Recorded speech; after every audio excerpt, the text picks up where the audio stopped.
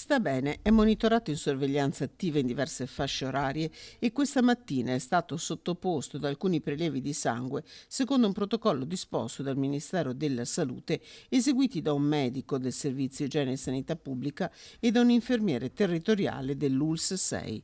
Resta in isolamento il medico sudafricano ospitato in un albergo di Padova dopo il contatto avvenuto lo scorso 26 aprile con la moglie del paziente zero, la 69enne olandese morta in Sudafrica a causa dell'antavirus dopo essere scesa dalla nave MV Hondius.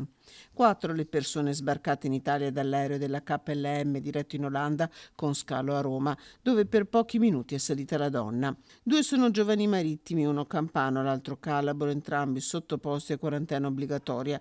La terza è una donna di origine straniera che vive a Firenze. Il quarto, il medico cinquantenne originario di Johannesburg, che ha fatto scalo a Venezia e attualmente si trova a Padova, dove il Dipartimento di Prevenzione dell'ULSS 6 Euganea sta gestendo il monitoraggio in stretto contatto con la Regione e il Ministero della Salute.